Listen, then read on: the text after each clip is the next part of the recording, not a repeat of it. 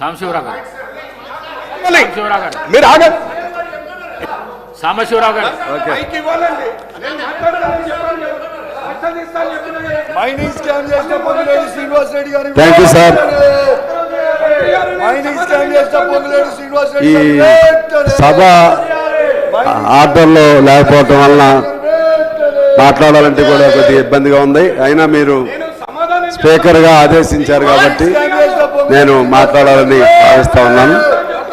ముఖ్యంగా ఈ అంశానికి నిన్న బీఆర్ఎస్ మిత్రులు ఒక అంశం రైజ్ చేశారు. దానికి ముఖ్యమంత్రి గారు గత 10 సంవత్సరాల నుంచి జరిగినటువంటి అనేక స్కాండల్స్ పైన వారు సిబిసిఐడి ద్వారా విచారణ చేపిస్తామని చెప్పడం జరిగింది అధ్యక్ష. దానికి వీరేమో సాటిస్ఫై కావట్లేదు. నాకు తెలిసి ఇది స్టాండ్ స్టిల్, ఇది బ్రేక్ కాదు. వీళ్ళు ఇది కోరుతా ఉంటారు, గవర్నమెంట్ నిర్ణయం చేసింది.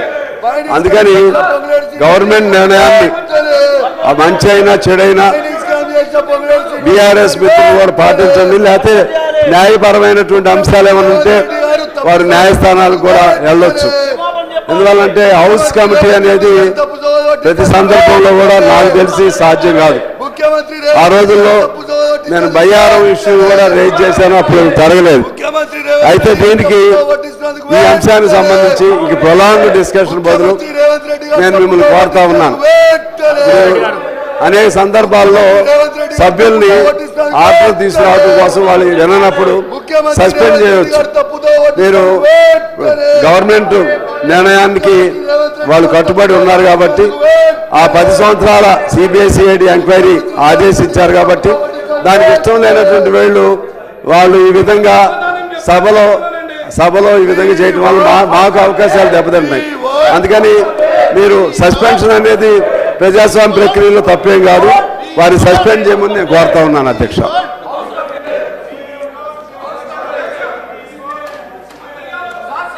The question is that the Telangana Employees Accountability and Monitoring of Parental Support Bill 2026 be taken into consideration. Those parental bill ముఖ్యమంత్రి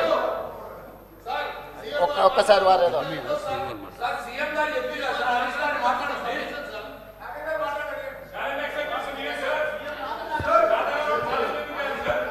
సార్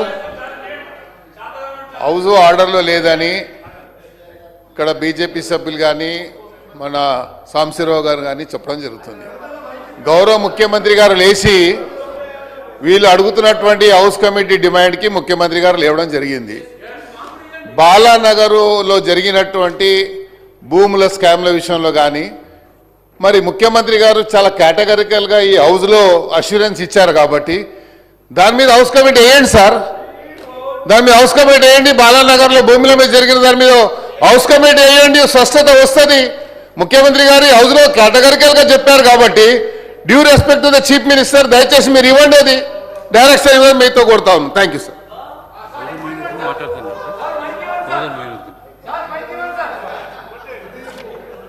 కడియం శ్రీ గారు. అధ్యక్ష, అవకాశం ఇచ్చినందుకు ధన్యవాదాలు. రాష్ట్రంలో అనేక రకాలైన భూ కబ్జాలు జరిగినాయి అధ్యక్ష.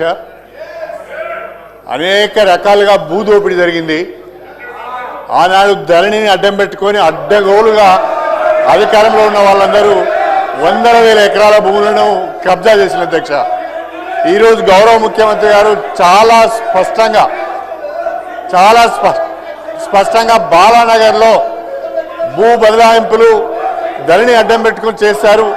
కంపెనీ యజమానులను బెదిరించి భూ బదలాయింపులు చేయించుకున్నారు. దానిపైన హౌస్ కమిటీ వేస్తారంటున్నారు. దయచేసి హౌస్ కమిటీకి మీరు అనుమతి ఇవ్వండి అధ్యక్ష. హౌస్ కమిటీ వేయండి.